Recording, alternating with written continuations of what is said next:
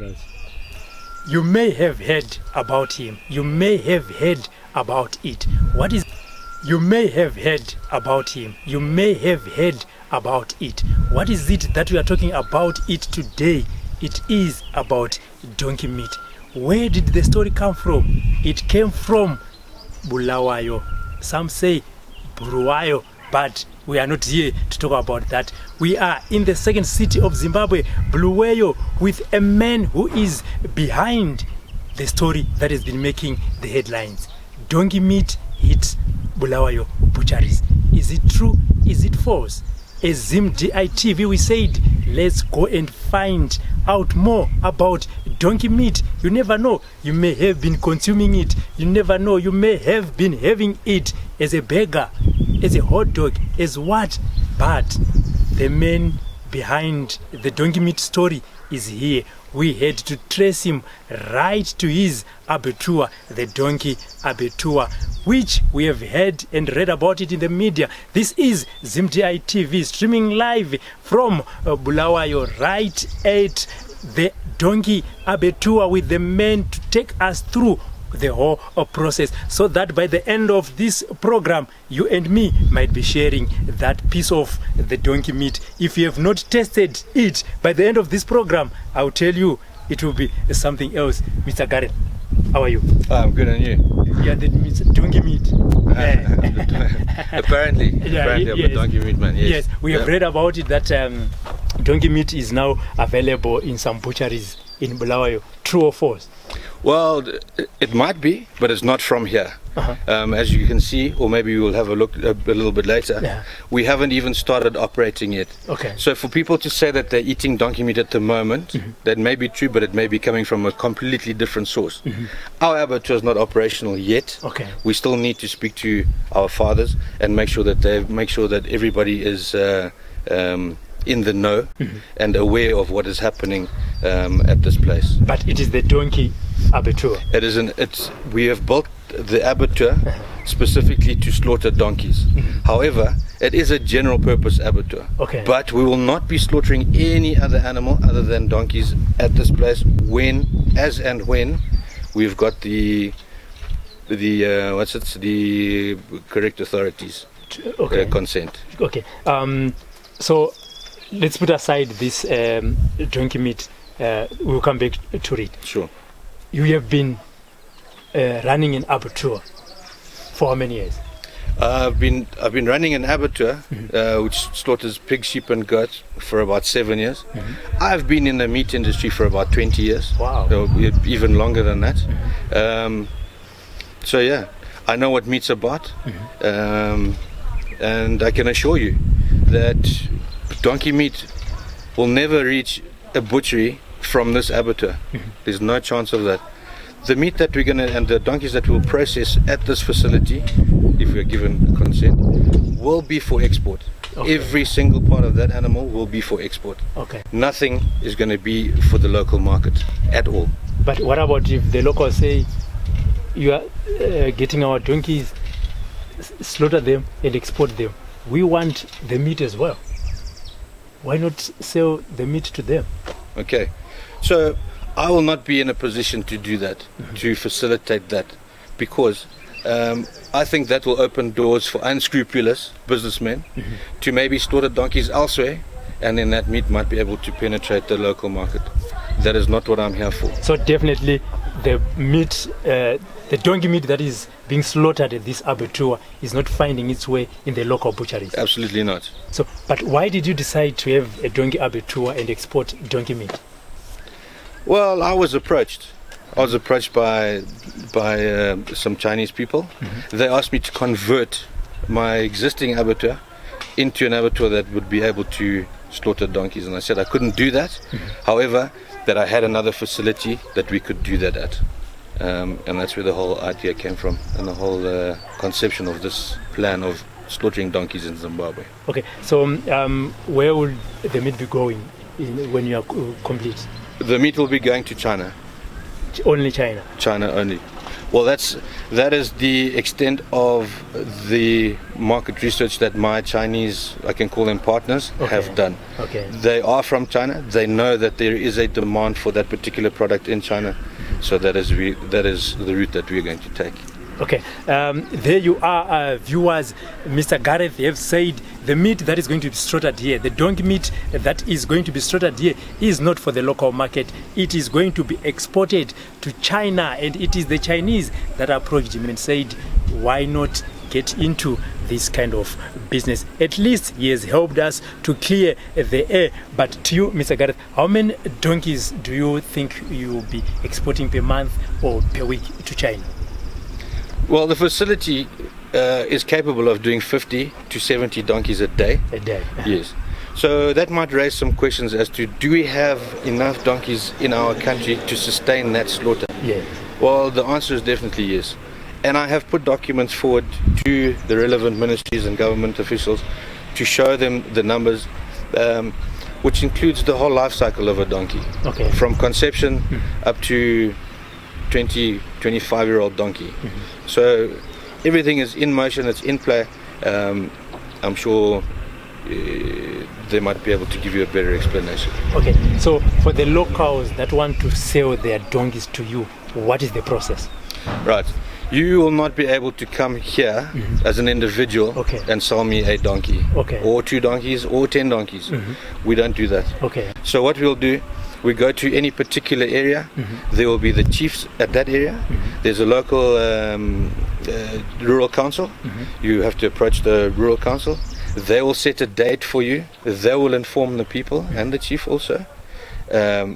When that date is set, we will go to that particular area. There will be a policeman, anti-stock theft unit. There will be the vet who will issue a movement permit. There will be the council who have got the stock books for each and every individual. When an animal is bought and paid for, it gets put into that guy's stock book or taken out of. And also the funds and the monies, because you need to pay them, it's a levy. You need to pay levies to the council. To the council. Absolutely. So that is the only way that we will be able to get, or you will be able to get a donkey to me at this particular facility. Is if you follow the right channels. And what is going to happen to the hides then? Because we have seen for the cattle, there are a lot of issues, things that come out of that. What about the donkeys? Well, according to our Chinese partners, the hide, it will be wet salted, the same as a cattle skin, any cow skin or goat skin or sheep skin. It will be salted, folded, packed and exported as it is. As it is. So yes.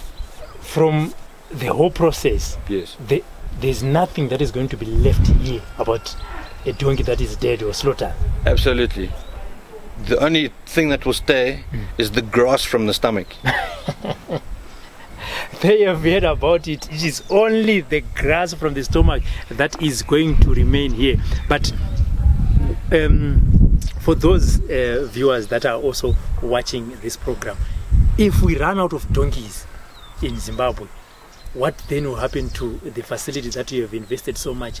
You were just talking to me before we go on air that Sure. Roughly it's going to be plus or minus 150,000. Sure. Well, firstly, we will never run out of donkeys in Zimbabwe. Are you sure? Never, I assure you of that.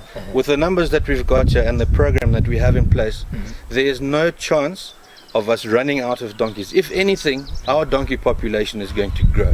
It might not grow very quickly, but it will grow. Because now also it is a market.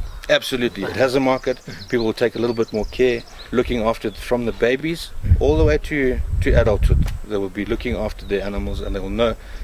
Hopefully we'll be looking after them the same as we look after our cattle, and the same as we look after our sheep and goats. Yeah. There's no plan, there's no chance of the donkey population being decimated to a state where we will have to close this abattoir.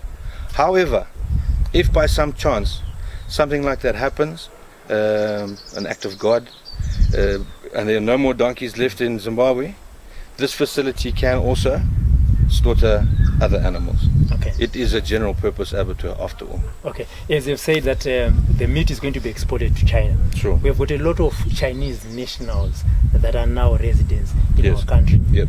Do we in the near future look forward to where we are going to see a butchery now selling meat to the Chinese nationals who are locals here? Possibly. But as far as I can see it, and for the long-term future, if that does happen, it will not happen from my side of things or my facility. Okay, let's go to the cattle abattoir now. How many cattle do you slaughter a day or in a week, and for the local butcheries in Bulawayo? Well, I don't have a cattle abattoir of my own. Okay. However, there are several abattoirs in Bulawayo that service the market for cattle and sheep. My cattle, sheep and goats. My abattoir, the one that I'm running currently, Yes. is for pigs, sheep and goats. We do about 600 pigs a month. Okay. Yeah. Oh, okay, just as we wrap up the program, Mr. Gareth, have you personally tasted the donkey meat? No, I haven't. Are you going to? Maybe. I might. Okay. Yes. If you do, please. Again, it's a mindset. Okay. Yeah, It's definitely a mindset. It's a cultural thing as well. I understand that. But I think if someone has to spend a bit of time with it, it might happen. Maybe because your Chinese friends might say, "Hey Gareth, come, let's enjoy the prime." I think it's gonna take a bit of effort for sure. There you are, viewers. We are with Mr. Gareth, the owner of the abattoir that has been said by other people controversial, but for him, he is here to clear all that about the abattoir. As you've heard from him, from the horse's mouth, as they have said, the donkey meat is not for the locals. So the butcheries in Bulawayo are safe. There is no donkey meat in the butcheries in Bulawayo. Those that have also wanted to demonstrate against the existence of such a butchery, please take note, engage Mr. Gareth. There are so many advantages in such a butchery. As you have said, all the meat is going to be exported to China, and the benefit is the hard currency, the money that we are looking for, the money that we are queuing for in the banks day in, day out. It is going to be available as much butchery. As you have said, all the meat is going to be exported to China, and the benefit is the hard currency, the money that we are looking for, the money that we are queuing for in the banks day in, day out. It is going to be available as much as he exports the meat, and the demand that is going to be created by that. If the donkey meat is as good as other, it also means the demand and more money that is going to flow to the banks or the coffers of the country. Mr. Gareth, as we conclude, your message to the people that have thought that this meat is for the locals. Well, again, I'll repeat for emphasis. You have no fear of eating donkey meat in Zimbabwe from this facility. I can assure you of that. Thank you very much. Thank you very much. Thank you for your time. Super. There you are. Thank you, viewers, for joining us. And we are streaming live from Bulawayo. We have been talking to Mr. Gareth, the owner of the donkey abattoir that, as I've said from the beginning, some have said this is a controversial abattoir. There are some groups, pressure groups around Matabeleland that have said they were going to demonstrate against the existence of such an abattoir. But Mr. Gareth has had time to explain that no, the meat is meant for export. My name is Robert Tafumane. On behalf of the crew, Ivas Tavaguta, Sylvester Tafumane, and Julius Patson, join us again in another exciting and informative programs. For now, I say bye-bye. What does it mean to be Zimbabwean? To be Zimbabwean is to carry the mark of leadership. And leadership begins when you embrace your purpose and take responsibility. These times we're living in are evidence that each one of us was born in this generation for a great purpose. A purpose to shape Zimbabwe's future, a responsibility to carry the promise and live in the Zimbabwe we want. Zimbabwe is waiting for a generation of people who understand the meaning of standing up You are the stepping stone, the one with the flame of inspiration, the one with the passion, the one who has what it takes to move Zimbabwe forward. It's time to stand up and do what is right. It's time to rise and do your part. It's beyond a privilege. It's an inheritance, a pledge that everyone has to make. So rise, Zimbabwe. Simuka, Zimbabwe. Pakama, Zimbabwe. It's time to pledge, register, and go vote. This livecast has been powered by ZimdiTv News, a division of Sly Media Productions, specialists in social media streaming and in-house TV productions. This livecast has been powered by ZimdiTv News, a division of Sly Media Productions, specialists in social media streaming and in-house TV productions. This livecast has been powered by ZimdiTv.